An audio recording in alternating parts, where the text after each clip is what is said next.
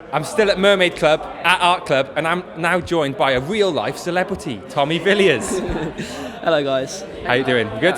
Great, mate. Yeah, glad to be here. So Tommy here is an Essex-born pretty boy, producer, guitarist, multi-instrumentalist. What else are you? You've got many accolades, to be honest, and we'll start off, we'll get it out of the way, we'll talk about Piri and Tommy. Yeah, man. I would say many accolades, many wins. What's your proudest moment as Piri and Tommy? Probably be like, it was our first tour. We played, we're technically from Manchester because that's where it all started. We played one of my favourite venues in Manchester called the White Hotel, which is in Salford. It's like really near, it's like near a prison. There's like barbed wire everywhere. It's like proper weird. But then when you go inside, it's like a whole other world. And it was honestly the best gig ever. Like, I couldn't actually sleep that night. I was awake till 7 a.m, like just buzzing, because I was just like, that was just like the sickest thing I've ever done.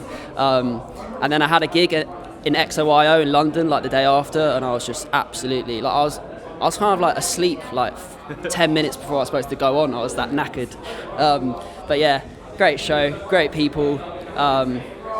Lovely memories, man. That was like just a great moment, basically. Yeah. Drops it. And very quickly, fill us in. What's going to be going on with Piri and Tommy these days? Well, basically, yeah, we're still dropping tunes. We're dropping a tune, like a liquid tune, soon. As soon as I get it mastered, stop being so lazy. And then, yeah, just more liquid tunes, more liquid drums, basically. Yeah. Well, that's good to know.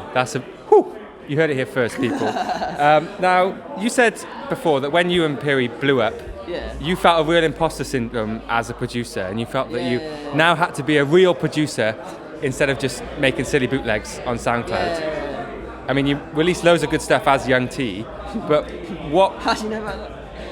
I changed that name ages ago. It's still there in the tags, it's still there. What was the biggest change in your mindset when you had to become a real producer? Well, it was the idea that I like Soft Spot was kind of, obviously I made it to the greatest degree I could make that tune and mix it as hard as I could, but I didn't really know that many people would listen to it. I just thought, this is just like, we're just throwing it on the wall here. I'm almost I'm in my SoundCloud head. I just love making drum and bass because it's really fun to make. So I didn't really think much of it at the time. But then after that blew up, we had to obviously release another song, which was Beaching.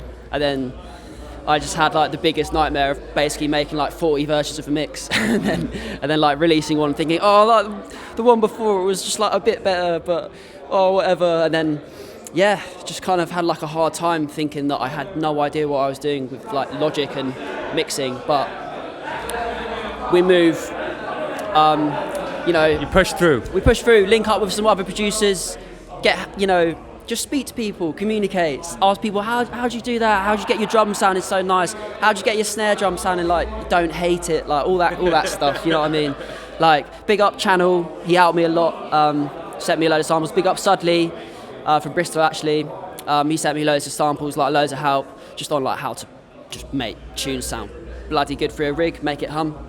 So yeah, just like repeat the process, then you get better, and then I'm kind of happy with how it's going these days. Like, I'm glad to hear. Big up collaboration, right?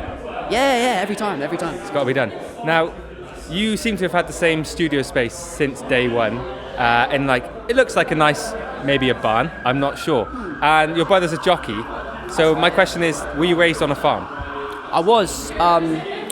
Half of my life, or half of my childhood, I was in a village, but then we moved to the other side of town, and then we started living on this farm basically. And me and my dad built this studio. It was a temporary building, so we didn't need any planning permission.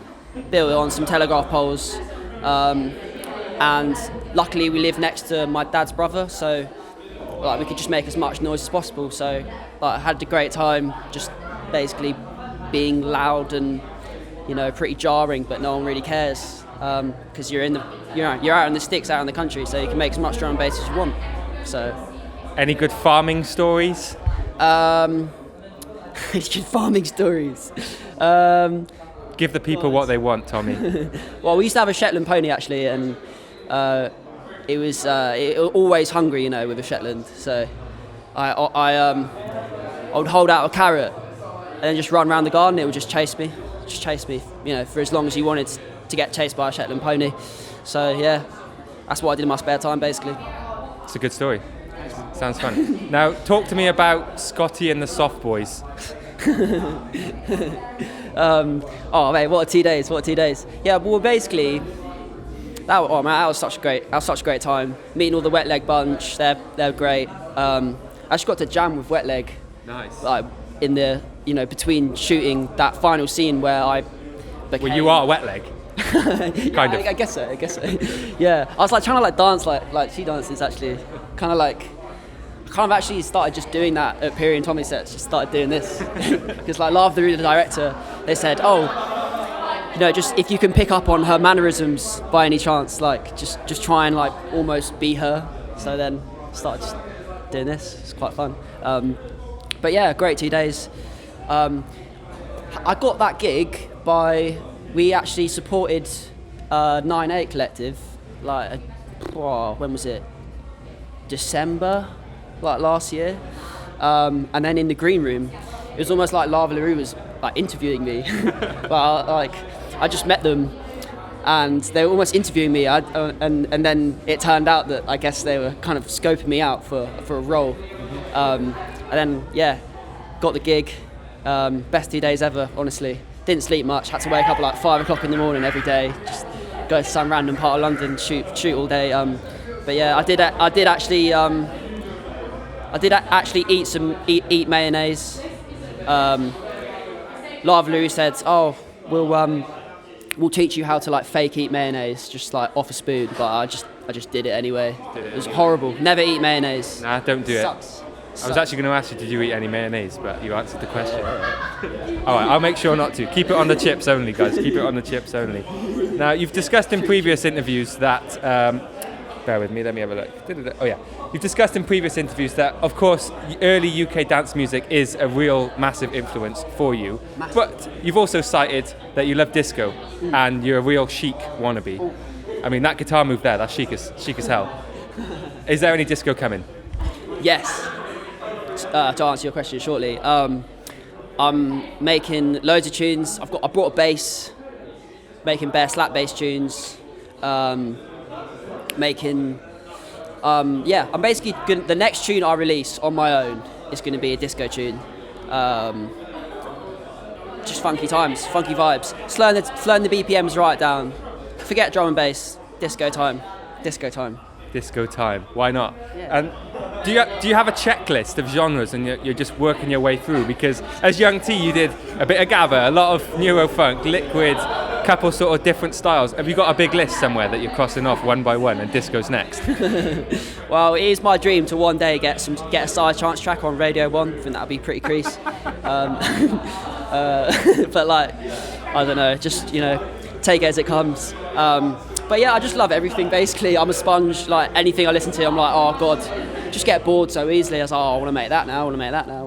Like 1 week it's disco, next week it's jump up. Like I don't care. I just love it all. So to be honest, why not just make a pop side trance tune?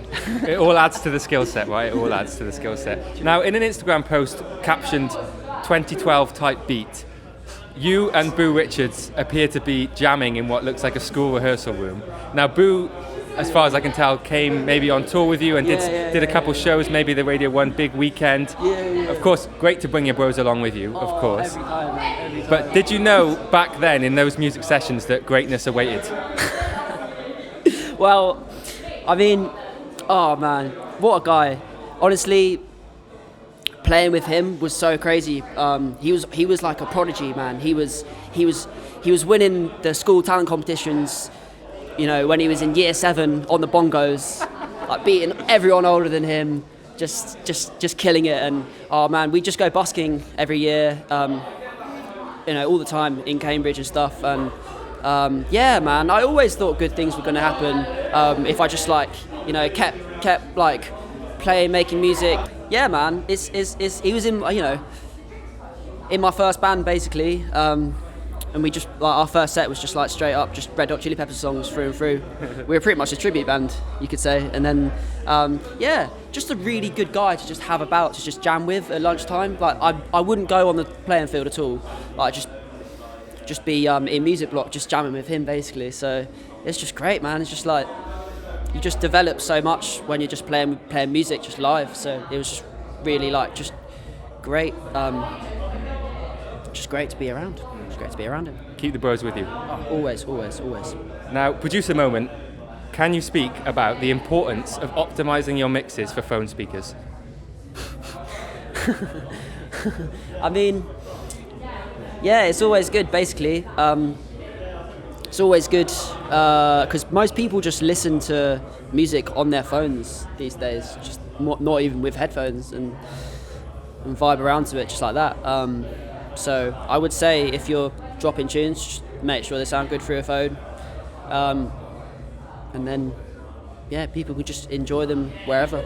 That's all I have to say about that, really. I think it's really important. Good advice, thank you. And final question now, Tommy. Go on. In 2016, you cited your favourite cereals as Crunchy Nut Cornflakes, Just Bar. Right, and Lion Bar. Yeah. Do you stand by these choices, or have they changed? Yeah. Lion Bar cereal's the goat of all. And Just Right as well, to be frank. Would highly recommend doing a cheeky blend of them all. Just Right, Lion Bar, Crunchy Nut. That'll be good. That'll be a good vibe. You heard it here first, people. You heard it here first. Now, Tommy, thank you so much for your time. Is there anything you want to get off your chest or tell the world about today? Big up the Mermaid Club, basically. Big up Scruzz. I love you, Spence. Top bloke, basically. Big things coming from him, I'm sure. Certain. All right. Appreciate you. Have a good set, mate. Safe, man. Thanks so much. That was so